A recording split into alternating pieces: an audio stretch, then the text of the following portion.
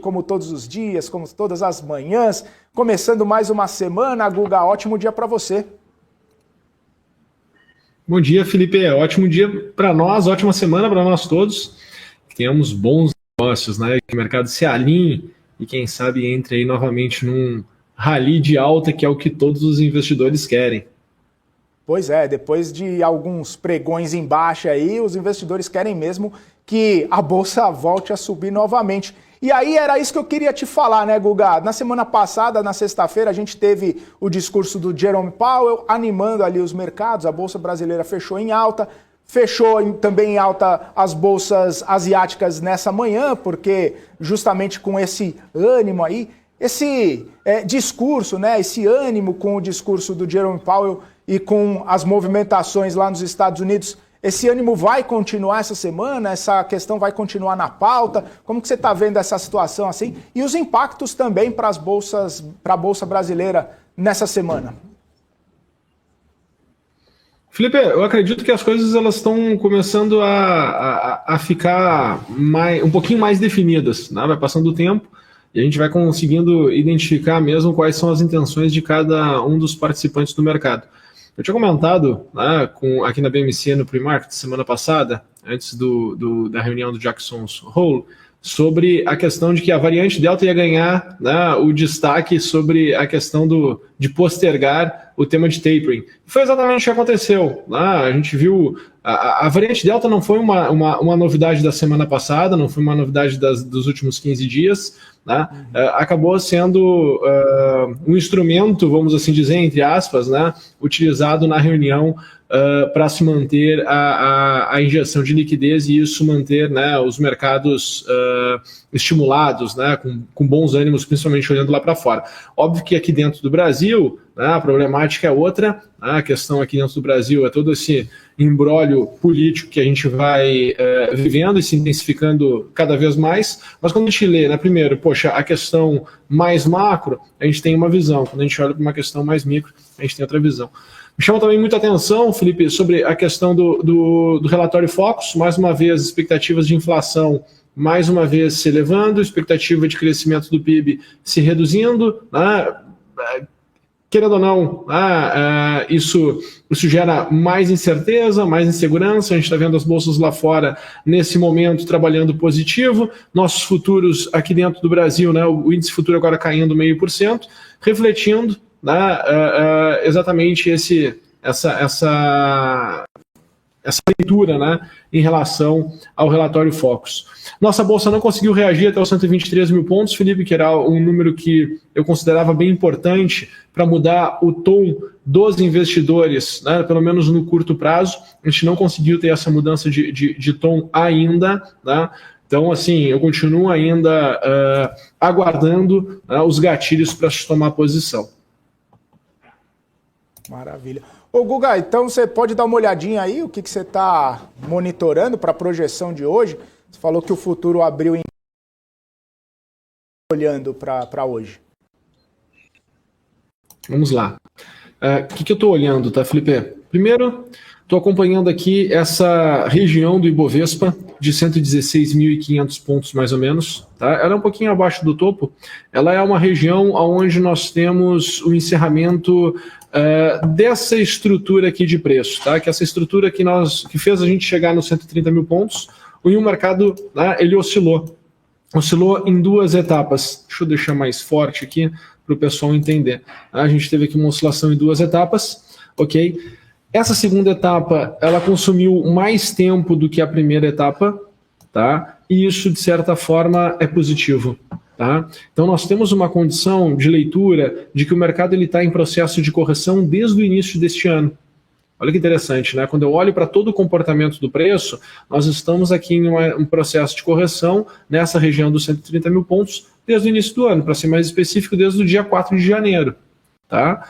Terminando essa correção, a gente está assim, se a gente fosse falar assim no D0, no hoje, né? A gente fala do D0, né? No hoje, o mercado está muito interessante para ter um gatilho que dê o start, né, para toda uma movimentação nova de alta no mercado. Acho que a gente tem muita condição disso acontecer. precisa sair alguma notícia mais positiva dentro do mercado aqui local, e a gente está na expectativa de que em algum momento possa sair, né, um avanço em reforma, enfim. A gente tem toda essa problemática que a gente percebe em todos os comentários que a gente vai acompanhando aqui na BMC de todos os analistas. Tá?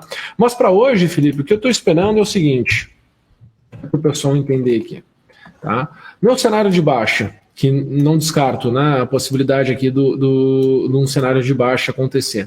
O que eu estou esperando? Estou esperando que o mercado possa retornar aqui entre os 120.350 e 120.100. Tá? Esse é meu cenário de baixa, que eu acredito que possa vir a acontecer aqui na abertura do nosso mercado no dia de hoje. Tá? Isso seria aqui uma queda em torno de 1%, um pouquinho mais aqui na nossa bolsa. Numa segunda-feira, tá ok. Tá? Um cenário muito negativo, Felipe, seria voltar lá para a região dos 118.750 pontos, mas não seria aquelas mínimas que nós encontramos, né, lá no início, na metade do mês, né, onde a gente chegou lá com o mercado perdendo 115 mil pontos. Tá? Seria uma correção mais pontual e não tão intensa. Né? Eu acho que voltar lá para aquela região dos 115 mil pontos seria um problema mais grave. Tá? Agora, o que eu estou enxergando de positivo, tá? E de movimento positivo, e aí é legal que esse movimento de curto prazo, ele se alinha com um movimento mais macro que eu estava mostrando ali para vocês no Ibovespa. Tá? A minha expectativa de alta, tá, retorna a aparecer aquela região dos 123 mil pontos, tá? Para ser mais exato, 123.200 pontos. Tá? Então, minha expectativa de movimentação de alta é que a gente possa ir buscar caminhar para esses 123.200 pontos. Se isso acontecer, Felipe, poxa, eu fico extremamente confortável em retomar aquele cenário, né, de bolsa podendo voltar a 150, 170, 180 mil pontos. Tá? Volto a ficar confortável com esse cenário. Muitos vão pensar assim, poxa, Guga, mas, cara, tá tão confuso, né? Tá tão conturbado, tá tão estranho, mas é exatamente assim que surgem as boas oportunidades. Se a gente voltar um pouquinho no tempo, se nós pensarmos, né, eu faço muito essa reflexão, se nós voltarmos no tempo e nós olharmos, né, para o tom do mercado, em todos os momentos onde o mercado teve um start de um rally de alta, a gente vai perceber que a situação estava muito negativa. Aqui nós tínhamos aqui a segunda situação de lockdown, aqui nós estávamos, né, no olho do furacão, aqui nós estávamos ali na questão do Moro. Né? Pô, a gente olha aqui para trás, aqui a gente estava na greve dos caminhoneiros, tá? E assim por diante. Então, sempre quando a gente tem uma boa janela de oportunidade, aqui a gente teve o impeachment da Dilma, tá? Sempre que nós temos uma boa oportunidade para começar um belo de um movimento no mercado, tá? A gente não tem um cenário muito saudável, né? Só que a gente precisa enxergar o que é? Coisas boas começarem a acontecer. Pois é, Guga, aqueles gatilhos, né, que você falou que a gente precisa esperar aí para ver o que vai acontecer, para ver se sobe um pouquinho mais essa bolsa, se chega, né, nesses patamares que você vem comentando aí com a gente ao longo desses últimos dias. Ô, Guga, inclusive, né, a gente está falando de alguns gatilhos, mas essa semana tem alguns indicadores interessantes, né? Tem a PNAD, tem divulgação do PIB do segundo trimestre, tem o payroll, também tem a questão da inflação, né? A questão da energia elétrica que a gente está comentando, está monitorando, o investidor fica de olho. Isso aí muda de alguma forma a estratégia? Como que o investidor acompanha esses eventos aí para saber se existe algum gatilho, se existe algum ponto de entrada, se faz alguma movimentação maior ou menor aí, Guga? Como tu bem falaste, né, nós temos PIB agora. Se a gente for olhar o PIB, né, quando saiu o PIB passado, a gente mais uma vez teve que surpresa. Tanto tinha lá os analistas com uma determinada expectativa, o mercado ele teve uma resposta, né, melhor do que as expectativas. Eu acho que a gente vai se surpreender de novo. Eu acho que volta o tema da retomada da economia. Obviamente que a inflação, se a gente for olhar, né, para o relatório Focus hoje, foi muito focado na questão da inflação em função da crise hídrica. Tá? Então a gente tem ali um motivo muito tangível, né, de qual é o problema. Então, sei lá, quem é o responsável pelo problema em si? E aí, quando tu pensa que o responsável pelo problema em si pode, né, vamos assim dizer, ser passageiro, né, isso gera, de certa forma, uma expectativa diferente de que se o problema não fosse algo ocasionado por passageiro. Então, o mercado ele vai responder diferente em relação a isso, Felipe. Tá? Então a gente também tem que ter atenção em relação a isso. Obviamente, né, questão de emprego é o melhor indicador a se entender, né, toda essa retomada da economia, tá? Mas eu acho que uma coisa vai compensando a outra. Né? A gente tem que olhar assim, poxa, Powell falou, né, sobre... A expectativa da semana passada era sobre a questão de tapering. Né? Ela veio de uma maneira que não incomodou o mercado, mas mostra o seguinte, olha, de certa forma, né, os problemas que a gente vem lutando, eles ainda não foram resolvidos. Essa é a mensagem que se tem. Né? Os problemas que ainda não foram resolvidos. No momento que se mantém essa injeção de liquidez, se entende o seguinte, né? Poxa, a tendência do dólar perante as outras moedas é se desvalorizar, principalmente se a gente for comparar com o real. Por quê? Pô, lá vai continuar tendo injeção de liquidez, aqui a gente vai continuar elevando juros. Então, continua sendo atrativo essa questão da operação de cash and carry. Outra coisa que tem que pensar, outra coisa que a gente tem que levar em consideração, Felipe, é quando a gente para refletir, né, sobre esse tema inflação como um todo, vamos lá, né, a gente está retomando a economia, está tendo toda essa retomada de economia. Né? A inflação, a resposta para as elevações de juros, né, que a gente teve no início desse ano e vem tendo até agora, a gente vai começar a ver os efeitos agora. Né? Agora que a gente tem que cobrar mesmo essa resposta da inflação em relação à elevação de juros. Então as coisas elas estão, né, chegando no momento de decisão. E quando eu olho para o ciclo do mercado, olho para o momento do mercado, eu vejo quão importante, né, tudo isso está convergindo para este momento que a gente está agora. E aí o que o investidor tem que ter? Poxa, primeiro, né, foco na questão da oportunidade que está por aparecer. Foco na questão da relação de risco-ganho que se tem no momento que se tem agora. E foco principalmente, Felipe, nos gatilhos operacionais. Porque esse é o momento de ser disciplinado nos investimentos. Esse é o momento de estar focado, gastando energia de fato em acompanhar, não que tenha que ficar ligado com a Bolsa de Valores o dia todo, mas lá no final do dia, dar uma olhada e verificar se os gatilhos operacionais se concretizaram. Se os gatilhos operacionais se concretizaram, poxa, tem que entender o seguinte, cara, tu tem uma janela ótima de oportunidade, uma relação de risco-retorno extremamente interessante, né?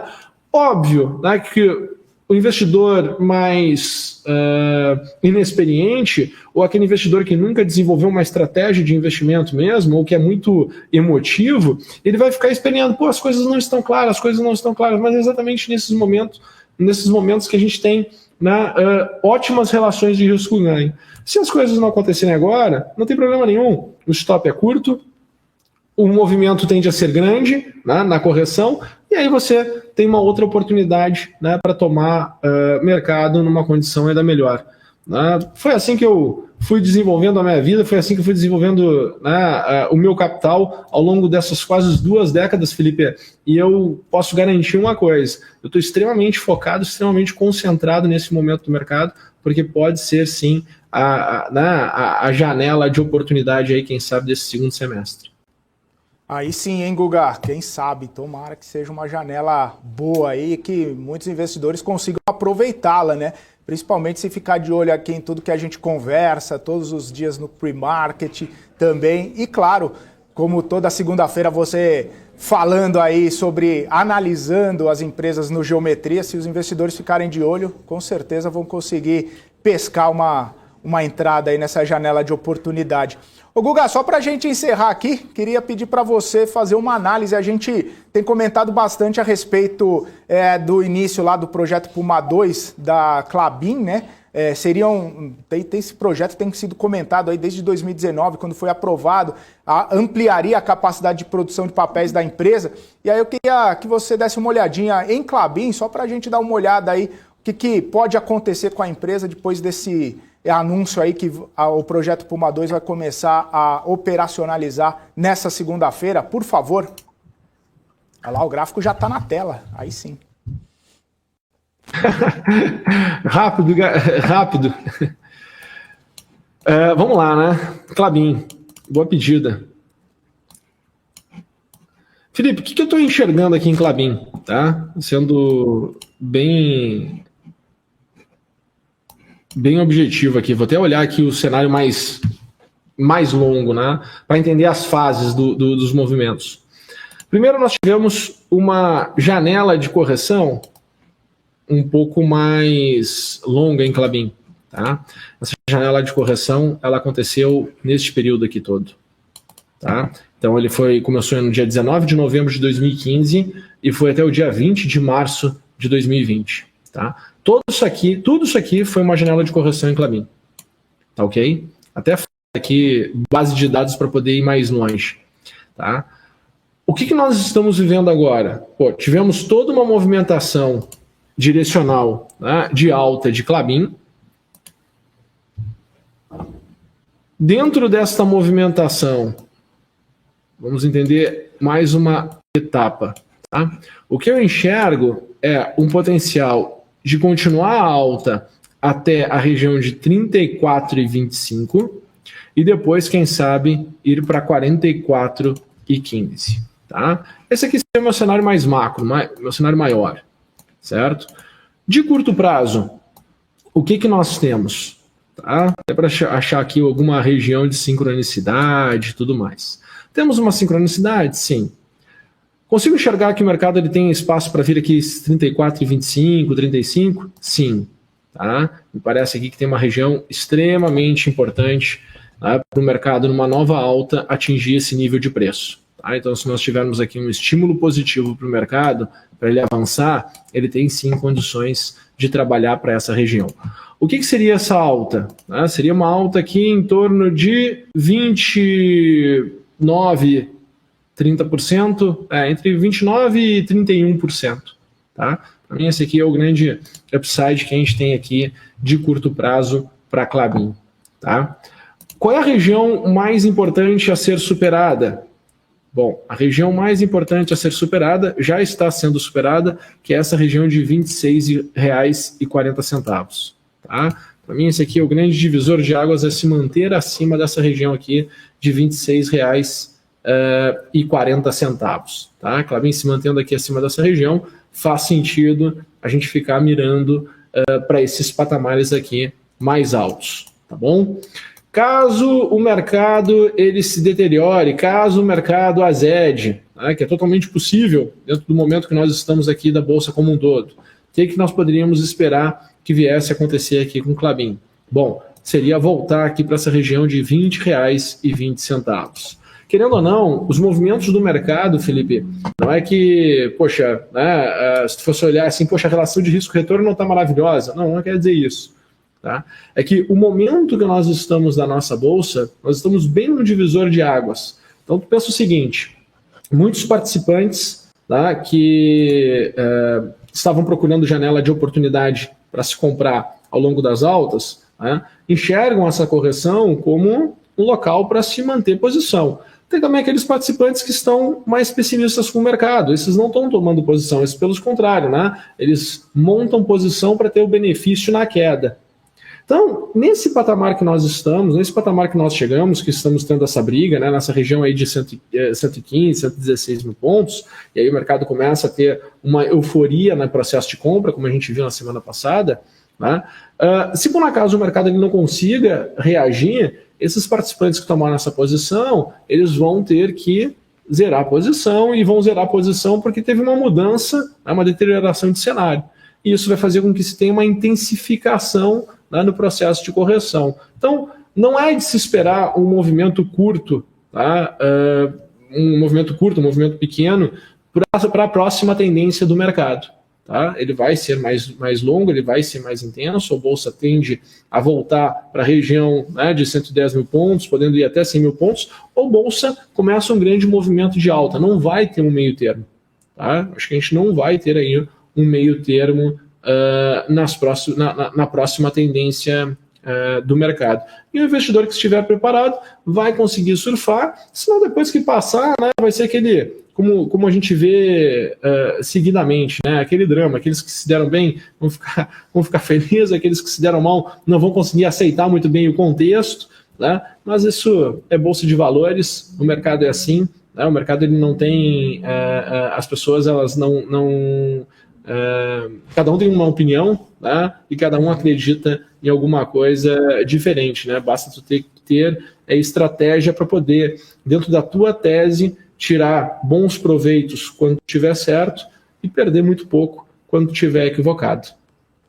É isso aí, Guga, e depois não adianta o chororô, né? Porque o mercado é feito também de decisões, né? E até não decidir nada é uma decisão e tem que arcar com as consequências depois que perde o foguete aí, né, Guga? Isso aí. Com certeza, né? Valeu, Guga. Brigadão aí. Mais uma semana juntos aqui, você no Pre-Market. E já deixar o convite aí para o pessoal daqui a pouquinho, 6 horas da tarde ou da noite, depende do ponto de vista. O Guga Almeida está ao vivo aqui no Geometria, não é isso, Guga? Isso aí. Hoje às 18 horas estarei ao vivo, junto com o Rafael Lara, no programa Geometria, esperando todo mundo para que a gente possa fazer um bate-papo muito legal e descontraído, como tem sido todos os nossos programas. Maravilha. Aí ficou mais fácil, né? 18 horas é melhor, porque 6 horas eu sempre fico confuso. Falou então, Guga. Ótimos negócios, boa segunda-feira para você. Até mais tarde aí no Geometria. Abração. Tchau, tchau. Valeu, é isso aí, pessoal. Seguimos aqui com o BMC Pre-Market. Quantos comentários aqui, eu só tenho a agradecer a todos vocês que estão nos acompanhando. Muito obrigado pela audiência e vocês ficam juntos com a gente aí, começando essa semana cheio de informação, cheio de notícias, cheio de análise. E agora a Paula Moraes já está chegando para comandar o BMC News, né? Eu ia falar, não sei qual outro programa, mas é o BMC News chegando. É que a Débora está aqui do meu lado, eu vejo a Débora, eu lembro do BMC Business. Mas a Paula Moraes vai comandar o BMC News agora e ela já está aqui comigo, já está aqui na minha tela, dividindo tela comigo para comandar com muita competência. Não vou falar nada. Eu sei qual era o programa que você ia falar, mas tudo bem. Bom dia para você também. Ótimo dia, Paula. Ótima semana para você que está começando aí e ótimo jornal. Eu só sofro bullying aqui, gente. Vocês não sabem, tá? Mas eu sei que ele tava com ironia aí nesse... Só porque eu tô toda de preto hoje, já fui chamada de família Adams aqui, de mortiça. Eu sei que você ia falar que eu ia comandar esse programa, mas vamos lá. Vou fingir que você achou que era do da Débora, tá? Era do da Débora. Tá bom. É vontade de já terminar o mercado. Eu vou fazer a mãozinha aí pra você, ó. Tá bom, Felipe. Valeu, Paula. Obrigada, beijo. Vamos tchau, lá, tchau, tchau.